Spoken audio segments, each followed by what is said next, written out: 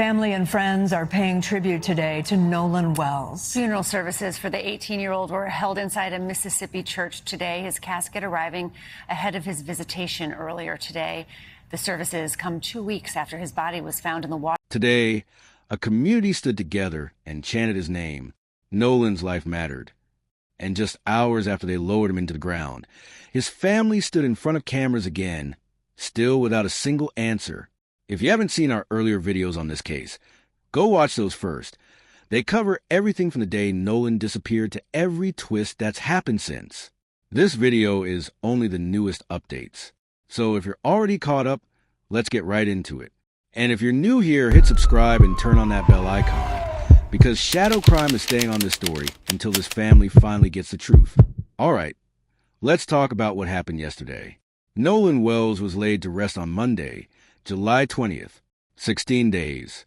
That's how long it took to go from a 4th of July boat trip to burying an 18-year-old college athlete. 16 days. And his family still doesn't know how or why their son died. After the funeral, something happened that tells you exactly how much this case has grown beyond just one family's grief. A crowd gathered to remember Nolan, and Ben Crump stood up and led them in a chant. Nolan's life mattered. Think about that phrase for a second. Not just remembered, not just missed, mattered. That's the language of a community that feels like this case is at risk of being forgotten or brushed aside, and they are making sure that doesn't happen. Immediately after the funeral, Crump, Reverend Al Sharpton, and Nolan's parents held another press conference. This is now the second time Sharpton has stood beside this family demanding answers. And here's what Crump said that really stuck with me. He talked about something a lot of black families in this country know all too well. He said, quote, "It's a lived experience for many black Americans that oftentimes when our children are killed in highly questionable situations, there's this notion that there was nothing wrong, no foul play. Let's just sweep it under the rug." And then he added, "We refuse to let them sweep it under the rug. We refuse that Nolan Wells' death be in vain." That's not just a legal strategy. That's Crump naming a pattern. He says he's seen over and over again in cases just like this one. And whether you agree with that framing or not, it tells you exactly how this family and their legal team see what's happening right now. But here's the part that's honestly the most frustrating for everyone watching this case. 16 days later, on the day they buried their son, this family still has nothing. No cause of death, no manner of death, nothing from the state autopsy, nothing from the independent autopsy either. And that gap between how much has happened publicly and how little has actually been confirmed medically is where this story gets even harder to sit with. Family and friends are paying tribute today to Nolan Wells. Funeral services for the 18-year-old were held inside a Mississippi church today, his casket arriving ahead of his visitation earlier today. The services come 2 weeks after his body was found in the water near a popular barrier island following a 4th of July boat trip there with friends, and as the investigation into his death remains ongoing. NBC News national correspondent Aaron Gilchrist joins us now from Ocean Springs, Mississippi. Aaron, talk about how loved ones honored Nolan Wells today. Such an outpouring of support, Kate and Christine, for Nolan's family here today. We saw the sanctuary here filled with hundreds of people, so many of them former teammates from the high school that Nolan went to, and the teammates that he played with in college were there as well. A busload of them came in from the community college that he went to, really just to stand with Nolan's family and to show their support for the family and really to embrace the memory of the person that they considered a brother. I do want you to hear from Nolan's parents. His father spoke about how much pride he had in his son and the young man that he was becoming, and his mother spoke about the light that he brought into every room that he entered. In a world that can often feel dark, be like Nolan. Be the light that brightens the lives of those around you. Be the warmth for those who may be feeling the coldness of the world. Love deeply, protect fiercely, and welcome others with kindness.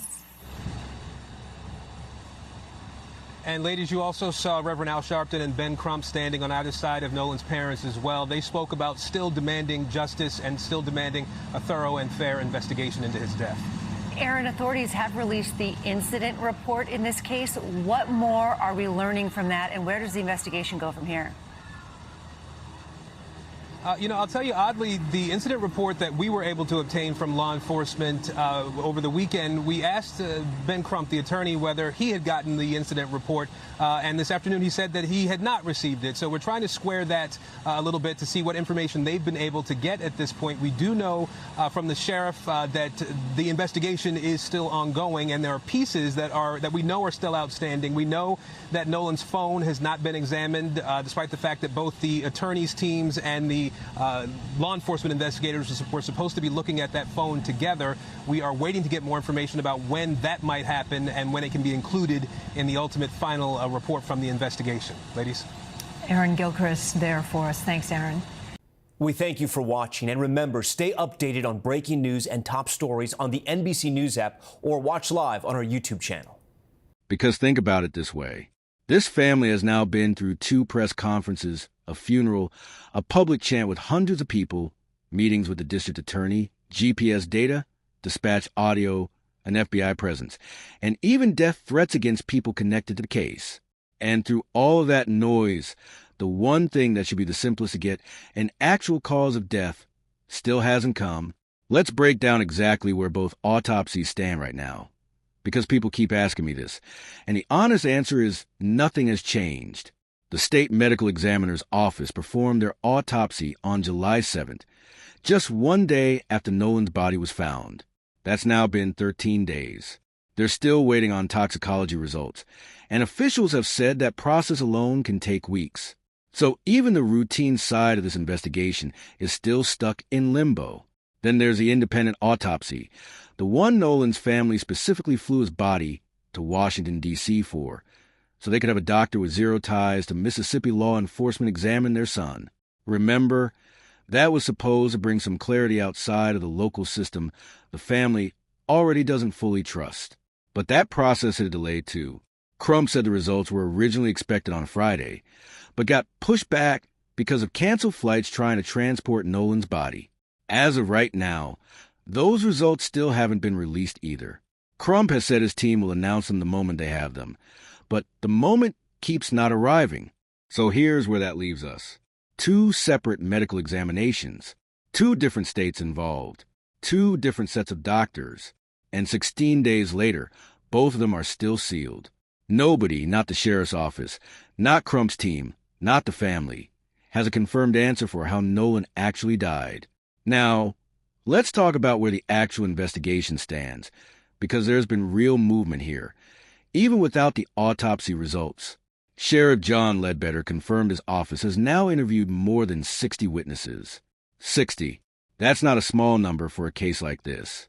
And all 3 friends who were on that boat with Nolan have been interviewed in depth, not just once, but thoroughly.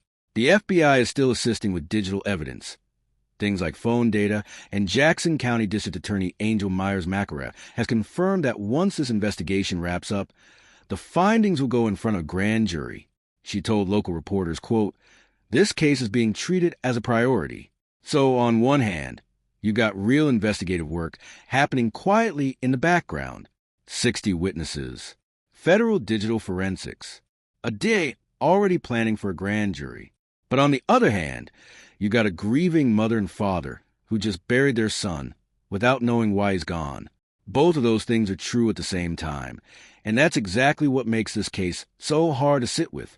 Well, I want to take you out to a live event happening right now. The funeral of Nolan Wells from Mississippi is underway. His family is speaking alongside Reverend Al Sharpton and attorney Ben Crump. Let's take a listen to what they're saying. We were asking, did you guys ever get the incident report back? We know it was an issue getting it. No, we brought that up in our meeting, so hopefully we will address that. Won't be today, but we will address that. Okay. Hi, my name is Ken. I'm from DFW Night Shift Crime in Dallas, Texas.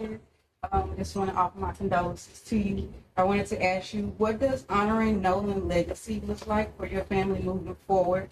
Are there any foundations, scholarships, community initiatives or causes you hope people will support in his memory? Absolutely. This is actually something my cousin Keezy and I have briefly discussed. But of course, with everything that's going on, we want things to kind of cool down a little bit. My husband and I, honestly, we have not fully processed this. We have not fully grieved Nolan, but that is the plan, is to come up with some foundation, just honor him, but also to United Cajun Navy. Big help, boots on the ground almost immediately after I spoke with Josh Gill. So, you know, we have to remember those types of organizations in our communities and utilize them, but also give back to them. So that is our hope, that we'll be able to give as much as we've been given during this time. Yes. Stephen Smith with the Associated Press. Is there any update to the independent autopsy that you guys requested? Sure. And just on that last question, very good question. Christine and Elmore and Cliff Jones and Lisa Park at office, they talk frequently, and that's one of the things she stressed at the funeral service. She wanted to celebrate his life and celebrate and define what his legacy will be. So we look forward to working to define his legacy. Nobody else is going to define his legacy but the people who knew him best. That's right. Yeah. As it relates to the independent autopsy, we are looking to have findings sooner rather than later. Obviously, you want stuff from the first autopsy because they had the body closer to time. We got the body almost 6 days later, Dr. Roger Mitchell. So there are limitations as to what he could do. So, you know, you do the best you can, but there are unanswered questions. So he's getting his report together. I believe it will be coming very soon. Yeah. Let me take one. I'm gonna take three more. And again, you're taking a live look here at Nolan Wells' family, attorney Ben Crump, and also Reverend Al Sharpton after his funeral, answering some questions. Of course, people have a lot of questions about this situation involving Nolan Wells, who 18 years old went missing on a 4th of July boating trip. And that tension between a system that says it's working and a family that's still in the dark is exactly where this story sits today. Because here's the thing that makes this case different from a lot of others we cover on this channel. Usually, by the time we're doing a 4th or 5th update on a case, we got at least one solid answer to hold on to. A cause of death, a suspect, something. But 16 days into this, after a funeral, after 2 press conferences, after 60 witness interviews, after GPS data, after audio recordings, after federal agents stepping in, we still don't have the one answer that matters most. How did Nolan Wells actually die? And that's not because nobody's looking. It's because, according to everyone involved, this is genuinely still moving. The DA has promised every relevant fact will go in front of that grand jury.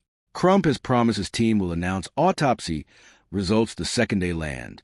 The sheriff's office says the public's tips have been productive. But promises aren't answers. And Nolan's family has been living inside that gap for over 2 weeks now. Christine and Elmore buried their son yesterday without knowing what actually happened to him on that island. Think about what that really means. Every parent who's ever lost a child wants answers, but most of them at least know how. This family doesn't even have that. So here's what I want you to think about tonight.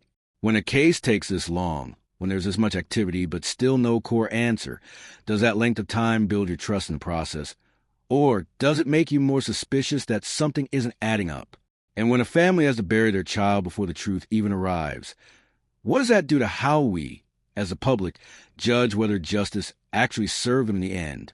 I don't have those answers for you tonight. And honestly, right now, nobody does. Not the sheriff, not Crump, not even Nolan's own parents. But we're going to keep following this case exactly where it goes. If you have thoughts on where this is heading, drop them in the comments below. I actually read every single one. And if you want to be here the second real answers finally come out on Nolan Wells, make sure you're subscribed to Shadow Crime with that bell turned on, because when this case breaks open, you are going to hear it here first.